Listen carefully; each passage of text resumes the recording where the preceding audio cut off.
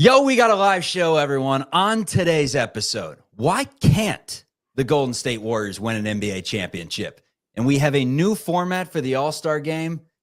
Implement it now, NBA. Implement it now and thank us later. Let's go. Who cares now? Because I'm here. And I would like to think that I am wanted here. Most importantly, he a dog. We got 4 championships. You are Locked On Warriors. I know Jimmy drinks great wine. Your daily Golden State Warriors podcast. Part of the Locked On Podcast Network. Speculation is just what it is, though. Your team every day. Yo, what is the good word, everyone? We appreciate you for making Locked On Warriors a part of your day. Ways that you could check us out. YouTube, we're always free and available. Hit that thumbs up button, subscribe to the show, tell your friends about it, and be a part of nearly 16,000 Golden State Warriors fans on the internet. You can also check us out wherever you get your audio podcast. We do have a newsletter that comes to you daily. It is free. You can sign up for that newsletter at lockedondaily.com. My name is Charlie Walter, formerly at 95.7 The Game in the San Francisco Bay Area. That's the flagship station of your Golden State Warriors. Was a talk show host there for 3 NBA seasons. Also covered the team and their 21-22 NBA championship for CBS News Bay Area. Call letters KPIX. Joining me today, a great guest. It's Frank Michael Smith. If you recognize him, you may be one of the 1.4 million subscribers of his page on YouTube. Started that thing from scratch and has now turned content creation into a career. And that is why we brought him on the show today, because I saw something very intriguing that Frank put out there about a new format to the All-Star game that would fix the league or fix the game, rather. Also want to talk about the league as a whole. Who are the contenders? Who are the pretenders? Great podcasting topic. We always bring it up. And why can't the Golden State Warriors win an NBA championship? But first of all, welcome to the program, Frank. How we doing? A gracious intro as always. I'm pumped to be on, man. We got a lot to talk about. And it's nice, right? Because this is such a dead area with sports. And I don't remember being this happy on like this weird section after All-Star before the season. So let's do it. Let's talk about the fact that that game sucked. The weekend, the fact that it was in the Bay Area, the fact that if you went down to Thrive City, I'm sure it was awesome. The festivities, amazing. 3-point contest. We saw Buddy Hield get the championship. Mac McClung, the forever warrior, now with 3-peat. He's dunking over cars. Like the return practice or media day to Oracle Arena. Like there's a lot of positives that you can take away from this event. But the game itself, I think the consensus is. Can I just interrupt right? for a second there? I'm really sorry to interrupt. That was rude of me. But can we just stop and decide what we want here? Do we want it to be a circus? Because these things you're talking about, Mac McClung, the All-Star, and it's fun, and there's activations and brands there. It's like either it's one thing or the other. Either it's a total show and a circus, and it's closer to like a festival than it is actually like a competitive sporting thing, or it's the other. Because I didn't go. I'm sure people did have a good time, but nothing I saw on TV actually made me think like this is fun. Hey, you get enough Miller Lights and anything's fun, man. I'll tell you that much. Circus is fun, that's for sure. But yeah, it felt that way a little bit, especially with bringing in Kevin Hart and having the TNT crew where they're just doing 15-minute stand-up monologues on the court while people are trying to watch basketball. So it's definitely more of an event for the players at this point than anything, right? It's almost like a mixer or one of those networking events where it's like we're back together with all the fellas. I would challenge that too. Look, these guys are grinding. The NBA season, we all know it's too long. So they finally get a break, and now the best guys are asked to work during their break. It's like, don't tell me that, there's like a cash prize. These guys are making $70 million a year now. You think they care about that cash prize? You're crazy. This is asking people to work for free. Like, I think if you asked most of these NBA guys, they'd be like, look, man, I'm trying to go to the beach. Like, you see the photos of Paul George? That's what they're trying to do. Give me the recognition and we'll call it a day. And Durant had a good statement on it. Durant keeps it real, man. He was just like, what do these fans want from us, man? Like we're going out there, we're lacing them up, we're throwing down dunks. We're nailing 40-footers. Like, what more do you want from us? And the answer is we want it to look like the best basketball players on the floor together playing at the highest level. And we're never going to get that. And you brought up a very good format that would just naturally bring the competitive juices out of everyone. You don't need to add money to it. You don't need to add home court advantage to it. It just, for whatever reason, we all know that it would bring up the competitive stakes. Tell the folks out there what your idea was. Well, I can hardly take credit for the idea. Like, I got to give Gary Bettman and anyone else involved with the NHL All-Star Weekend and now Four Nation Face-Off credit, because it's so obvious that this is the answer. They figured this out, Charlie, I mean, I don't know how quickly they put this together, because the NHL All-Star Game was equally disastrous, just doesn't get any press. And they had that quirky thing going on where it's like a 4-team and a draft and whatever. But they were like, you know what everyone likes? Competitive hockey. You know what else everyone likes? International hockey. Scrap everything. I mean, which is a bold move by them. They didn't even do all-star voting, which I would keep in the NBA. But they scrapped everything and just said, all right, Finland, Sweden, US, Canada, round robin. We'll have a finals Thursday night. I mean, it's so popular. It did 10 million viewers, which about half were in the United States. This next game, this finals, this rematch between US and Canada tomorrow night, it might do 20 million viewers. It's more than cup games. They stumbled upon a product that is more valuable than their Stanley Cup. I mean, it is amazing what they've put together. Just last year, it was a dumpster fire. And so you tweak that a little bit and you get the all-star version of the NBA's version of this Four Nations. And you have the United States, you have France, which clearly works with all the talent they have in the league at this current moment.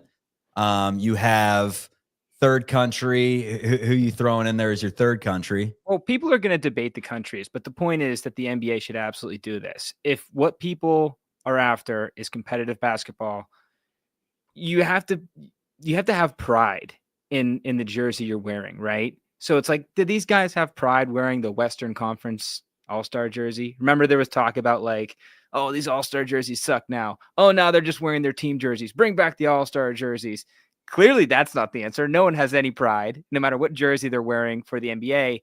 But if you're playing for something bigger, if you're playing for the pride of your nation, suddenly that matters. Think about it like this, right? So in boxing, you have to sell fights. And like back in the day, they used to do it like very racially. Like if you're going to have a fight in Texas, you'd have like a Mexican there, right? It's like you have to sell it. There has to be some like internalized marketing here. It's why even though college football these teams are hardly attached to the schools anymore, and like private equity might come in and buy them up, they're not going to change the brand name. People have pride in that. People have graduated from there. It's easy to play for that. The same thing has to happen with the NBA in their version of Four Nation Face-Off, where it's like, okay, obviously the US and Canada are in. There's already a rivalry there. Throw in France. It makes it easy. And then Trump's doing everything he can to sell that rivalry. The world team is what I really like. The fourth team would consist of everyone else around the world that is not one of those three countries. They play together. That's where it gets a little like goofy. So people are going to argue that one where they're going to say like, no, like people, Frank, you're that's not really true to what you're saying. Like people don't have pride in a world team, and they'd be right. But you can't, if you had like Spain as the fourth team or Germany as the fourth team, well, then we're just not going to see Luka Doncic during All-Star Weekend because he plays for Slovenia. That doesn't feel right. So I think the world team would be okay. Or if it's like, I wouldn't want to do rest of Europe team. There's good Australian players. So I think you do world as the fourth. Look, I'm willing to be flexible here as long as we get the tournament in place. But it would be competitive basketball. I don't think anyone can argue that. And that's that sells. Everyone would be wanting to take down Team US, right? It'd be fun, man. At the very least, it would be fun because what we've gotten right now, someone said it in the chat and they said it best. It's almost as if the All-Star game has turned into entertainment. Yes. Back in the day, it was dunk contest. It was 3-point contest. It was the game. I don't know when it switched to, 28 hours of coverage or whatever it was, but it didn't always used to be this way. You used to tune in for 3-4 things. And now we got players getting disqualified for the skills challenges and everything like that. So Wait, I have one more thing on that, though. I think we do look at the past All-Star games with the rose lenses, right? we do with everything, man. We hold, like, because everyone says that the NBA, the quality has gone down, the product has gone down and everything, and they point back to 2000s basketball. And sure, Allen Iverson, Vince Carter, T-Mac, those are my superstars growing up. At the same time, though, on those All-Star teams, you had, like, all due respect to, Jerry Stackhouse and Grant Hill and really, really good basketball players. But I mean, they're no Giannis and Jokic and Wemby. Like, there are some talented guys in the league right now. Dude, the league is so much deeper. And then even beyond that, though, the games. I watched all these All-Star games when I was a kid. Like, even in that era you're talking about, the games weren't ever really that competitive, man. Like, these guys were throwing alley-oops off the backboard back then, too, and scoring 150 points. Like, it was never... It's like I think people have this idea in their head that they used to be like locking up and playing defense. It's gotten worse for sure, but it was never what people seem to think it was. It's definitely gotten worse, because if you were betting on over-unders for years, like I was on FanDuel, you notice those over-unders going from like 360 to pushing 400 by the end of it. I thought we were going to get some 200-point games. So anyways, All-Star game is done with. Second half of the season is coming up. Draymond Green says the Golden State Warriors will win an NBA championship. I'm putting Frank on the spot. Why can't the Warriors win an NBA championship with their new rendition that they're throwing out there the last 27 games of the season? That is coming up on Locked On Dubs. And most importantly, he a dog. We need more dogs. All right, today's episode is brought to you by our friends over at Prizepicks. Let me tell you a little bit about Prizepicks. Football season may be over, but the basketball action is just heating up, and there's no better way to get in on the excitement than with Prizepicks, the best place for daily fantasy sports. It's simple. Just pick more or less on at least 2-player projections, and if you're right, you could win up to 1,000 times your cash. With Prizepicks, you control the action all season long. This week, I'm going to look at the Steph Curry over for points. You know I am. If I see anything under 25, I am hammering that over. I'll try to parlay it with maybe some Kevon Looney rebounds. You know we trust that. It takes less than 60 seconds to set your lineup, plus their fast and secure withdrawals mean I get paid in as little as 15 minutes when I win. Download the app today. Use code LOCKEDONNBA to get $50 instantly after you play your first $5 lineup.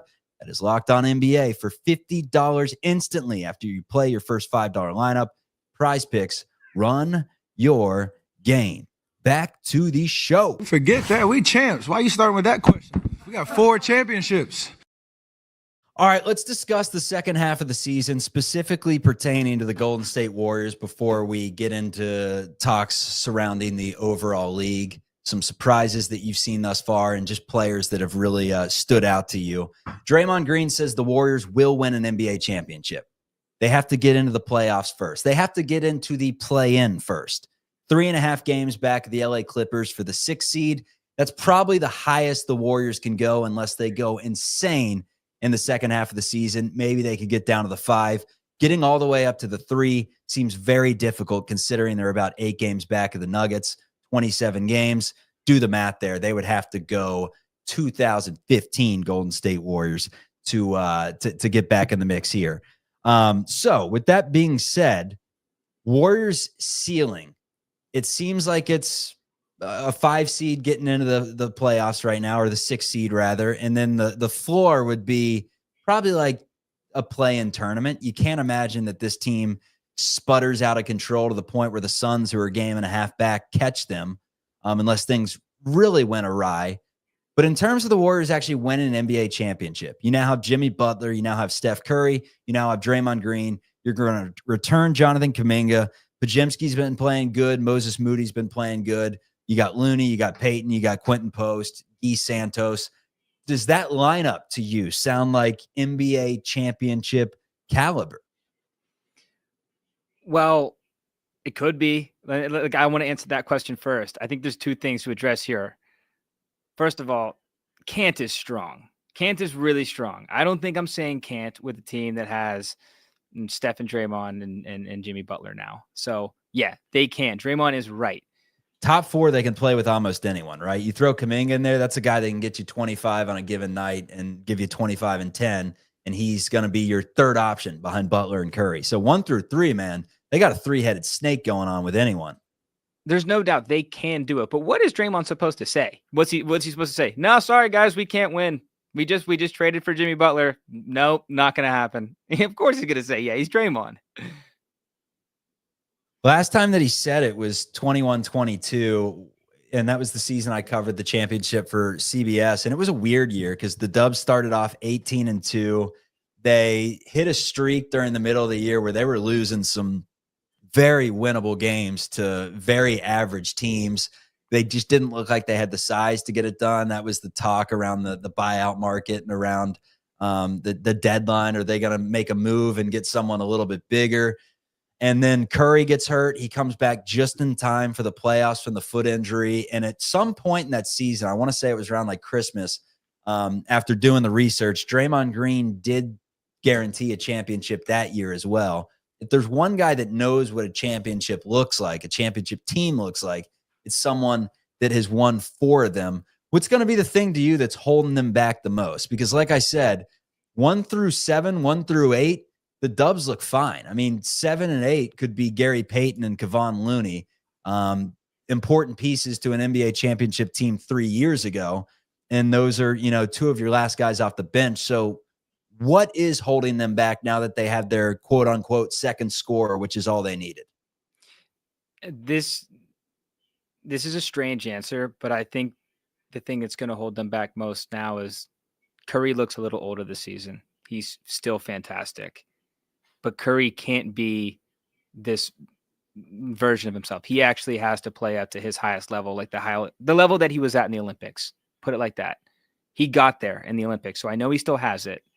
That has to be the Curry that we see for the remainder of the season. Then, of course, the playoffs. And once you get there, like the West is strange this year, right? So let's say they get that 7 seed. I think that's reasonable, right? They're in 8th right now.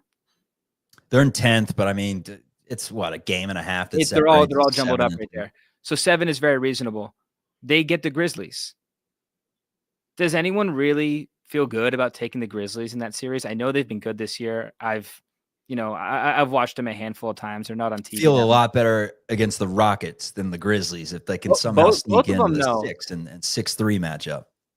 But seriously though, does anyone feel good picking against the 4-time champs in that series, the Rockets or the Grizzlies? I don't think so. So I think they're getting out of the first round. So here's my take on it in 21-22, because a lot of people from the Bay Area didn't think that the Warriors had what it took, and then they kind of jumped on the bandwagon as the season went along. But I was one of the few, the proud, the bold that went on the station when they were 18-2. And I said, I think the Warriors can win an NBA championship. My co-host Dan Devone said, you're a clown. You're an idiot. They're not winning an NBA championship.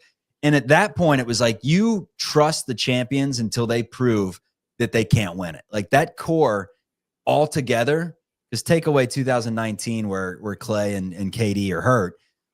Take that away. While they were all together, they had never been defeated. So 21-22, they win it all. In 22-23, I kind of said the same thing throughout the entire season. I said, no, I think this team, until someone proves that they can take them down, you can't count out Golden State. And they were so inconsistent that entire year. They lose to the Lakers in the second round. And at that point, I said, all right, maybe this team needs some shifting. They need to move some deck chairs. The year after, last year, at that point, there was no more belief that you just have to trust the Golden State Warriors. But you add Jimmy Butler to the mix, and it does feel completely different with just the way that he plays, with the way that he helps space the floor. His gravity inside gives you something that the Warriors did not have before. What's your favorite part about Jimmy Butler? Is just an overall NBA fan that's watched his game over the years, how he fits in with Steph and Buddy, and quite frankly, all the shooters the Warriors have.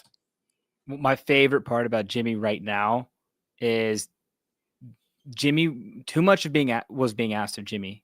And I think we all can probably agree that he squeezed more out of those Miami teams than we ever imagined. He's not a number one scorer. He's not. He's never been a great perimeter shooter. He's had health problems. Like, Jimmy is in a place now where he's not being asked to do all that. Jimmy, be a great defender, and you'll get some easy shots because Steph has so much gravity on the court. All right, it's going to come a lot easier. You don't need to give us 25 every night. You give us like your 18. You lock down on defense. You bring some intensity. That's a great spot for him to be in. And that's why Jimmy was not my answer before. That's why it was Steph. I think the burden's going to be on him. Yeah, and Steph's looked really good since Jimmy's been brought to the fold. It was taking Curry 30 shots to score 30 points before Jimmy was brought in. And then by game 1, game 2, like, Curry's shooting an efficient 50% for the floor. He's knocking down 50% of his threes. He has been awesome. And all this is without Jonathan Kuminga, who was playing his best basketball of his life before that ankle injury. So he gets thrown into the mix, and all of a sudden, 1 through 4, 1 through 5, the Warriors are just about as talented as anyone in the league. They're also just about older than anyone in the league, 1 through 4. So that'll be a big question with this team. How do their bodies hold up when we get to 7-game series? How consistent can they be? We've seen it time and time again that the Warriors have really struggled to finish out games, but that was pre-Jimmy Butler. So the question I asked, why can't the Warriors win an NBA championship? And I think Frank said it the best way.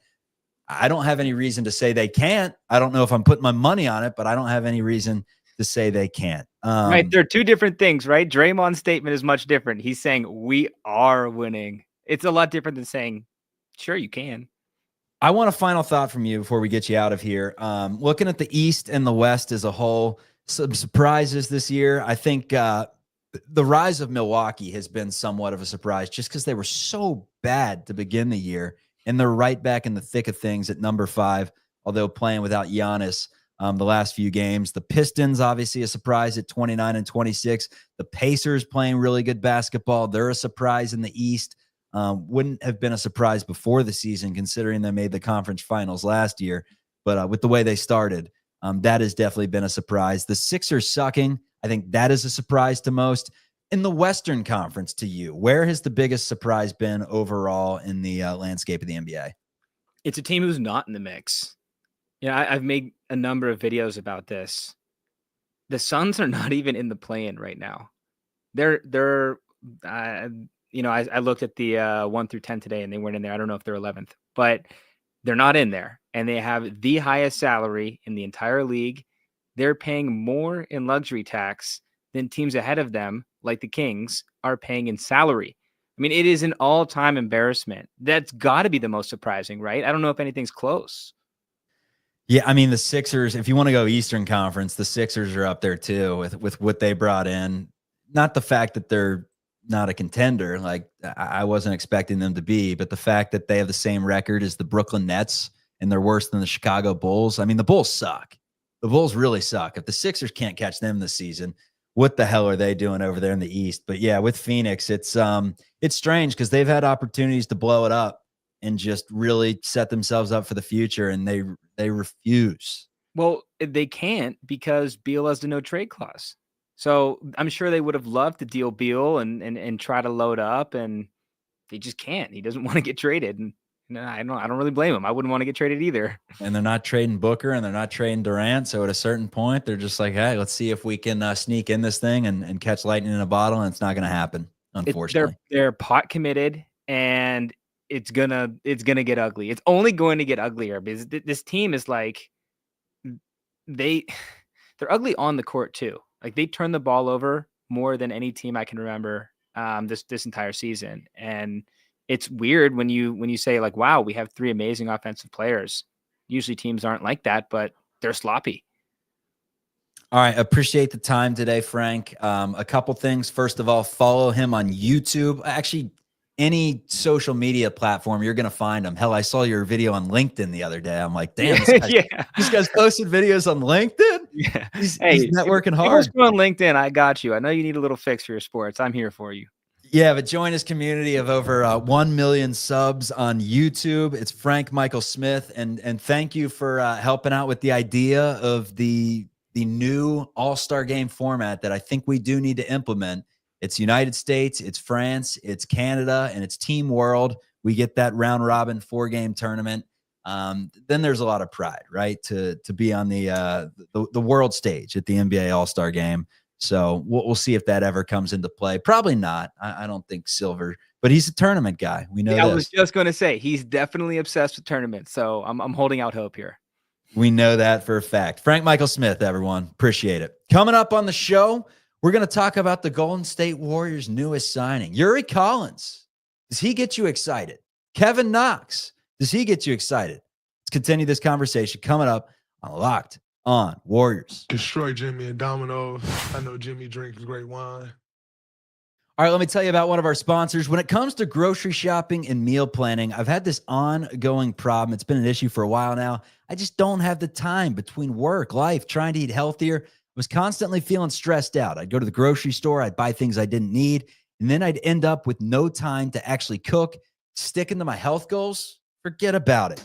Everything changed when I discovered Hungryroot. Honestly, it's been a game changer. It's the easiest way to eat healthy without all the stress. With Hungryroot, it's like having a personal shopper and a nutritionist all in one. They take care of my grocery shopping. They recommend meals. They give me groceries based on my tastes and my health goals, from anti-inflammatory to high-protein, gluten-free options. And the best part, every meal is ready in less than 15 minutes. I'm talking quick, healthy meals that actually taste great, all delivered straight to my door. It's been a huge time saver and has made healthy eating possible. You're going to love Hungryroot as much as I do.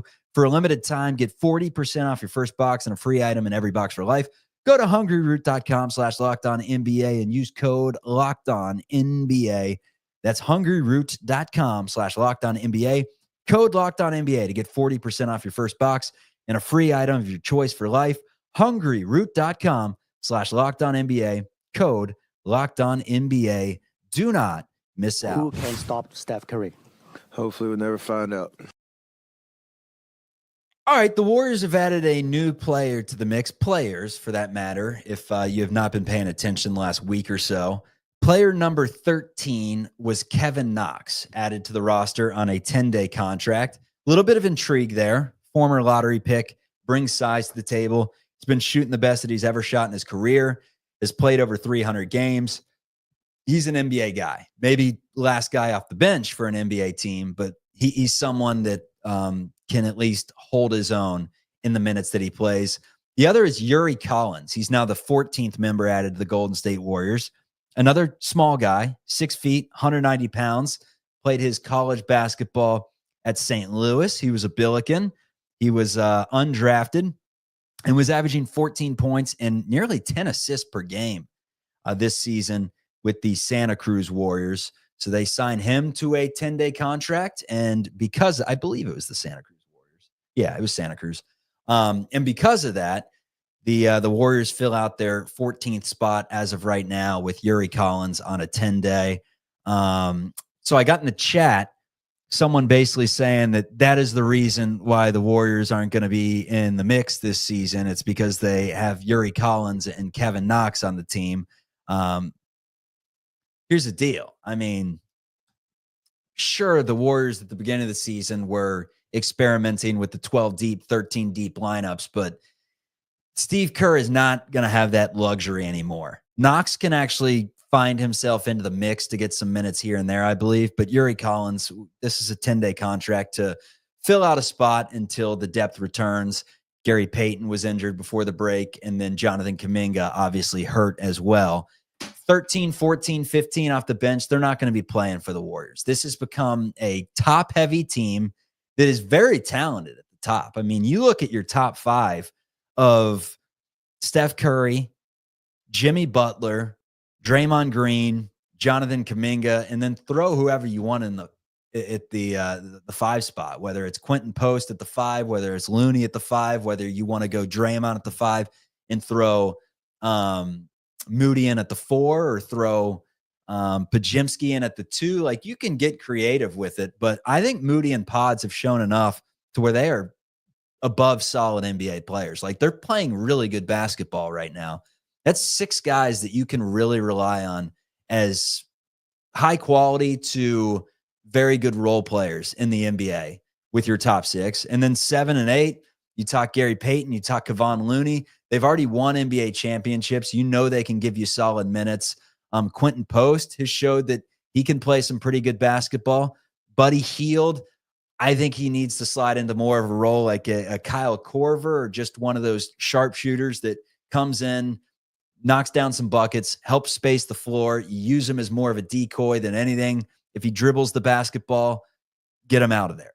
We don't need any of that from Buddy. But, I mean, the rotation's going to shrink. That's for sure. And obviously Collins brought into the mix to replace Schroeder, who was out the door. So I guess you need another point guard, although Pat Spencer has filled that role fine. So I don't know why they go with Collins, but the options are slim to none at this point with the buyout market and where the Warriors stand in terms of just trying to fill this thing out. But I mean, 1 through 9, 1 through 10, I mean, if Guy Santos is your 10th, 11th guy off the bench, he's shown that he can be somewhat effective at the NBA level, just bringing you 5-6 minutes of energy. And I think this is a team that once the NBA playoffs rolls around, they're going to shrink the rotation to 8 or 9. And why don't you feel comfortable with the 8 or 9 that they're rolling out there? I mean, they have a lot of different pieces in terms of shooting. Pajimski, Buddy Hield, Steph Curry, Moses Moody. You got shooters. You got guys that can bang in the paint with not as many guys that can bang in the paint as you would like. You would still like some more size on this team. But that's one thing that Jimmy Butler does, is he plays a lot bigger than he actually is. And he's 6'7". He seems more like he's 6'9", with the attention that he commands in the paint. Has a lot of gravity when he's down there, and is going to free up open shooters to where, look, I mean, this team wasn't that far off, even with Andrew Wiggins on the squad. They weren't going to do anything come NBA playoffs, because we saw time and time again that they couldn't close out and they couldn't put everything together. And because of that, how can you bank on a team getting hot and winning, how many games? 4 series in the NBA playoffs. You can't expect them to do that. But I don't think we've seen a large enough sample size to say 100% that this team can't win an NBA championship. I just don't think we've seen it. It's a new iteration. And until they show us through these next 27 games that they're barely above 500, you can at least hold on to some hope. And that is fun as an NBA fan, to hold on to hope. Now, the disaster would be if somehow this team misses the NBA playoffs. If Jonathan Kuminga returns and A, they either don't make the play-in, or B, they make the play-in, but they lose in the play-in and don't make the actual playoffs, then what's the move in the offseason? Because it's like, all right, we weren't good enough to compete for an NBA championship the year before. Let's say the Warriors were 14-13 in the next 27 games. Then what do? Do you just focus on internal development once again from Kuminga, Moody, Pajimski, and hope that, with one more year of, seasoning, which is not good when you're 35 years of age, with Curry and Butler and Draymond Green, that those guys playing in the system together for a full season could turn the tables. But that's the disaster in all of this, is if Kuminga comes back to the fold and the Warriors actually aren't that good. I mean, they went down 20 points to the Chicago Bulls. The win over the Milwaukee Bucks put the asterisk next to it. There was no Giannis. I do think that was a very good win over the Rockets. And then you lost to a very depleted Mavericks team that has not been playing inspiring basketball as of late. So there's still a lot to be said on what this team's ceiling can be. But there is the unknown factor next to them, to where 2-3 weeks ago with Andrew Wiggins, you knew that this team was not rattling off 4 straight playoff series. They didn't have it in them. They were missing something. They were close, as proof by beating Oklahoma City twice and taking care of the Rockets and beating, granted, a Ja Morantless Grizzlies, but beating them and taking down the Celtics, granted without Jaylen Brown. But they were close. You could tell that they were just a piece or two away from maybe being in contention. Now the question becomes, was that piece Jimmy Butler? Can Quentin Post get better as the season goes along? And is this emergence of Brandon Pajemski and Moses Moody for real? Those two have been playing awesome basketball. Can they be your 5th, 6th, 7th best players to the point where you're top heavy enough 1 through 8 to compete with the best teams in the league? And then the last question, and the most important of them all, does Jimmy Butler take the pressure off Steph Curry enough to where you can get an epic playoff run from Steph? Because that's what it's going to take to win an NBA championship. You're going to have to get Curry flurries left and right, or it's just not going to happen because the league is too damn good. However, the West right now is a little bit shaky. And if you get into the playoffs, let's say they can get that 6th seed, because it does seem like it's the ceiling right now based off where they stand. Maybe the 5 if the Lakers start losing. But let's say they get into that 6th seed. 3 games back right now. Very possible to take that spot from the Clippers. What? Grizzlies first round, Rockets first round, Nuggets first round. Can the Warriors compete with those teams? 1 game at a time. They'll start with the Sacramento Kings on Friday. I got Michael Loganoff on the show tomorrow to break down Jimmy Butler versus Andrew Wiggins, the comparison, the contrasting, and what Butler brings to the table that Wiggins did not. That is tomorrow's show. Today's show is over. We thank Frank Michael Smith for joining. I thank all you for being everydayers and tuning into this podcast. Subscribe to the show on YouTube. Find us wherever you get your audio podcasts. I will talk to you soon. Peace.